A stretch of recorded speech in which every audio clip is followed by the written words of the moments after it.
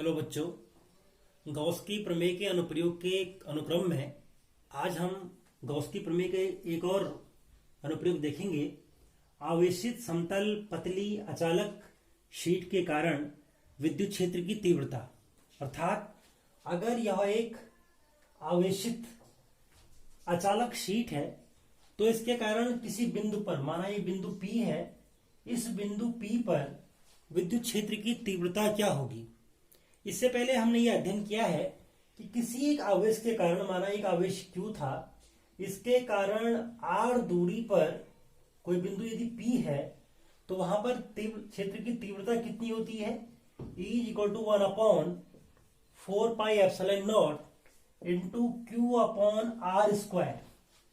ये किसके लिए था? बिंदु आवेश के कारण। लेकिन यहाँ पे क्या है, यहाँ पे ये पूरा जो पूरी शीट है, इस पूरी शीट में समान रूप से आवेशों का वितरण है, इसमें बहुत ज्यादा आवेश है।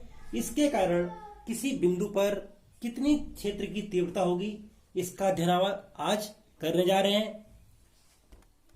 माना एक पतली अचालक शीट समान रूप से आवेशित है। हमारे पास एक शीट है जो कि अचालक है, इंपॉर्टेंट है, अचालक है, और ये समान रूप से क्या है, आवेशित है, अर्थात आवेशों का वितरण समान रूप से हो रखा है। इसमें अगला पॉइंट है, इसके प्रति एकांक पृष्ठ पर आवेश सिग्मा है।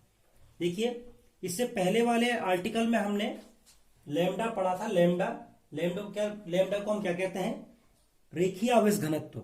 और यहां पे एक नई टर्म आएगी सिग्मा, और सिग्मा को हम बोलेंगे पृष्ठीय आवेश घनत्व या पृष्ठ आवेश घनत्व।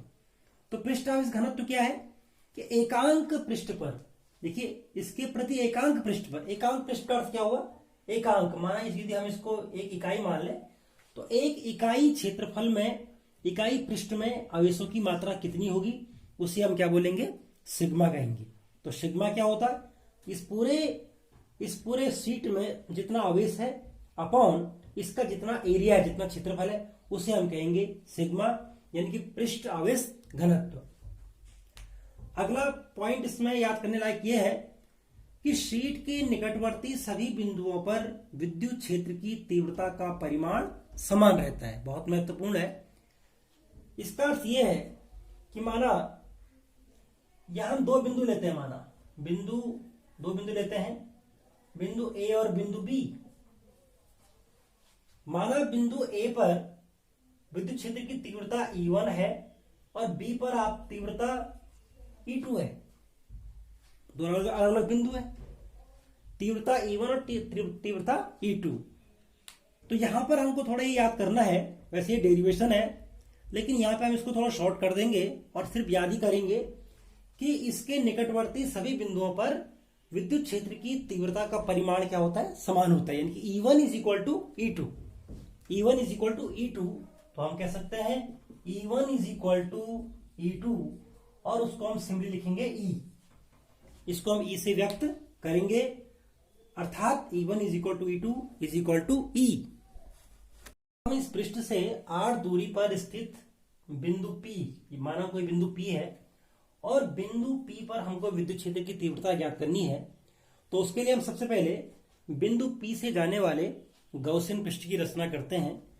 तो हम यहाँ पे कैसा गॉसियन पृष्ठ लेंगे, बाय सिमेट्री, यानी कि सममिति के आधार पर हम यहाँ पर एक बेलनाकार गॉसियन पृष्ठ खींचते हैं। तो कैसे गॉसियन पृष्ठ होगा, बेलनाकार गॉसियन पृष्ठ खींचते हैं। तो पृष्ठ कैसे बनने वाला है, उसकी आकृति कैसे होने वाली है, कुछ इस प्रकार की आकृति उसकी होने वाली है।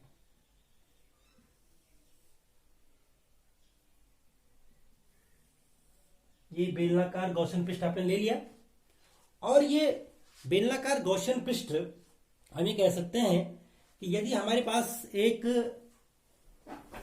माना ये हमारे पास एक शीट है, तो जो बेलन होगा, बेलन का आधा हिस्सा इसके आगे होगा और आधा हिस्सा इसके पीछे होगा, आधा हिस्सा इधर और आधा हिस्सा इधर, सिमेट्री के आधार पर जितना यहां उतना ही इधर भी होना चाहिए। तो हम इसको कैसा बनाएंगे, इसके बाद हम इसको थोड़ा पीछे भी खींच सकते हैं, ऐसे करके जितना आगे उतना पीछे भी खींचेंगे इसको हम, तो ये ऐसा हो जाएगा,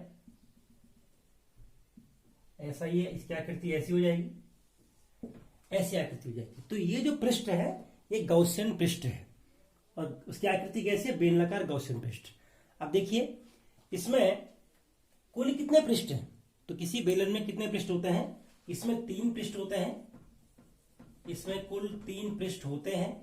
कौन कौन, इसमें 2 तो समतल पृष्ठ होते हैं और एक आपका वक्र पृष्ठ होता है।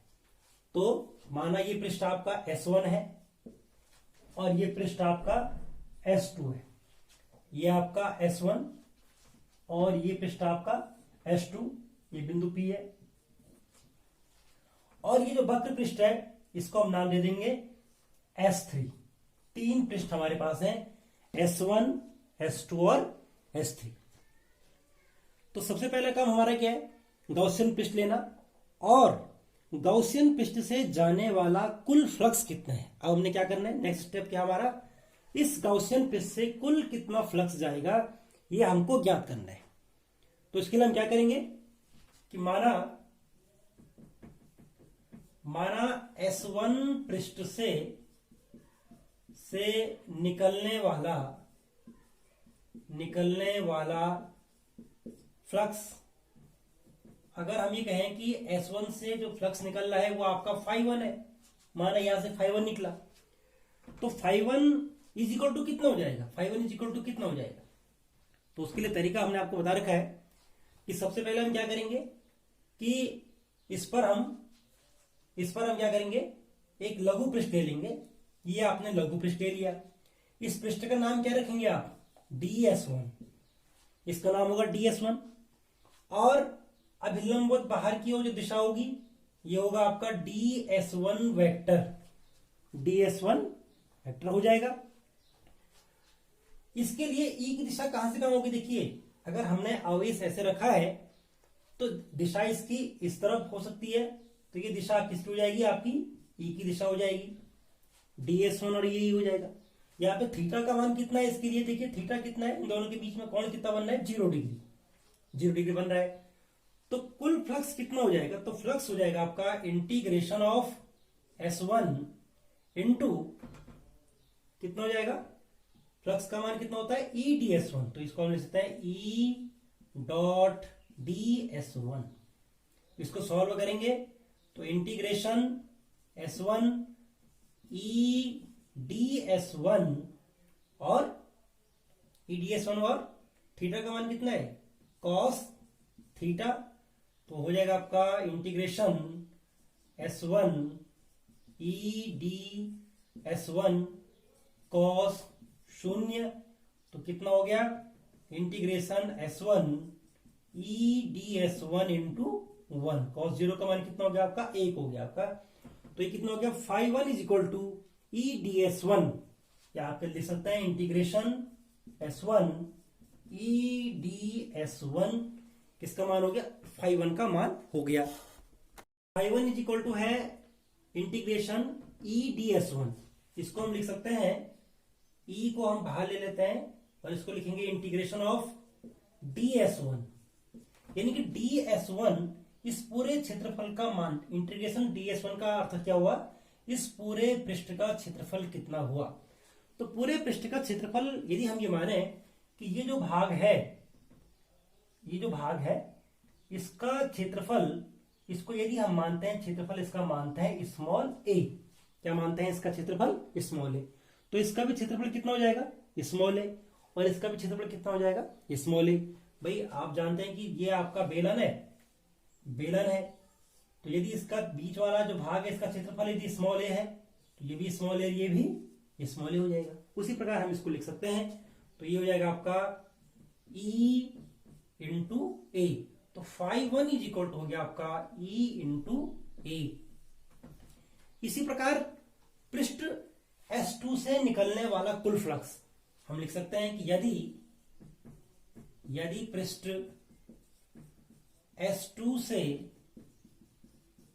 निकलने वाला फ्लक्स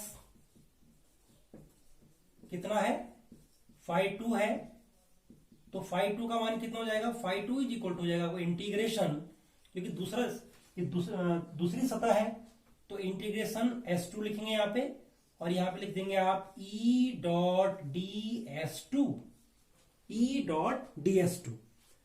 और देखिए हम फिर वही करेंगे, एक छोटा सा यहाँ पे कोई पृष्ठ लेंगे, इसको हम नाम दे देंगे ds2। यहां से बाहर की तरफ ये हो जाएगा आपका ds2 वेक्टर, और यही दिशा किसकी भी है, विद्युत क्षेत्र की तीव्रता की दिशा है। तो थीटा का मान कितना है, 0 डिग्री, यहां भी हो गया। तो सीधे सीधे इसको लिख सकते हैं इंटीग्रेशन s2 e ds2 और cos थीटा, यानी कि integration s2 e into ds2। इसका मान कितना हो जाएगा आपका 1 हो जाएगा। इसका मान कितना हो जाएगा 1 हो जाएगा।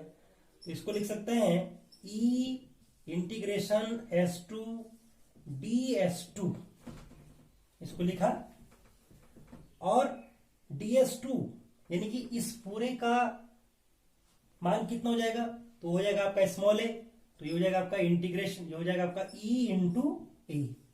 तो फाई 2 का मान भी कितना हो गया, फाई 2 का मान भी हो गया आपका e इंटू ए, यानी कि इस पृष्ठ से जो फ्लक्स निकलेगा उसका मान होगा e into A. A is the area of this cross section.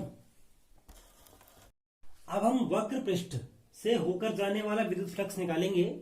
उसको यदि हम फाई 3 माने तो फाई 3 इज इक्वल टू कितना हो जाएगा, उसके लिए हम क्या करेंगे कि इस पर हम एक लघु पृष्ठ पहले बनाते हैं। एक लघु पृष्ठ हमने बनाया, और लघु पृष्ठ का नाम क्या है आपका ds3, और इससे बाहर की तरफ जो दिशा होगी वो दिशा हो जाएगी ds3 वेक्टर की दिशा हो जाएगी।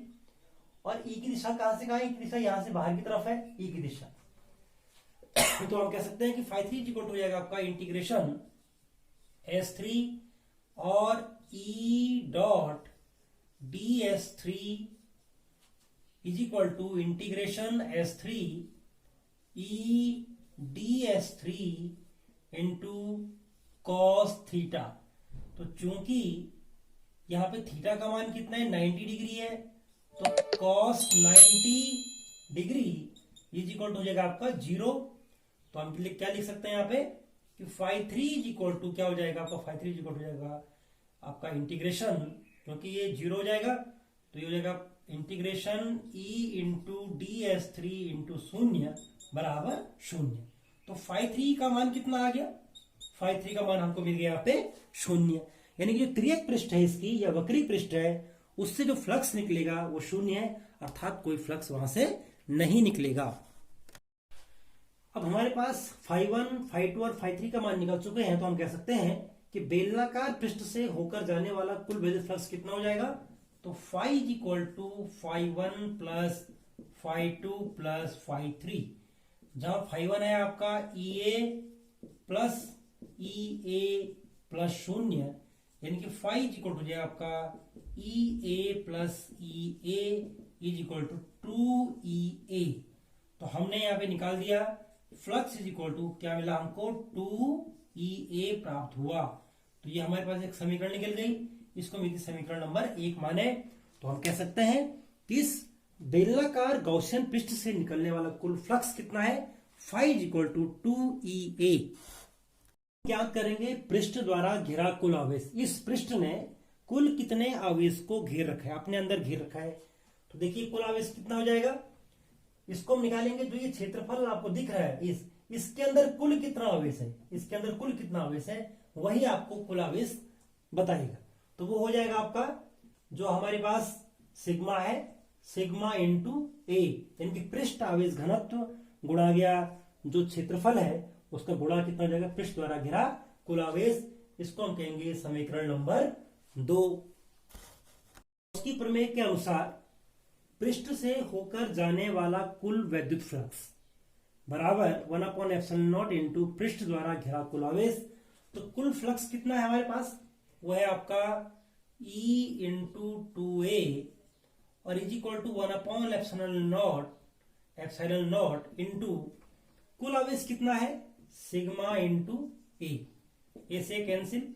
तो आप लिख सकते हैं E is equal to 1/2ε0 into sigma, या कह सकते हैं E is equal to sigma बटे 2ε0।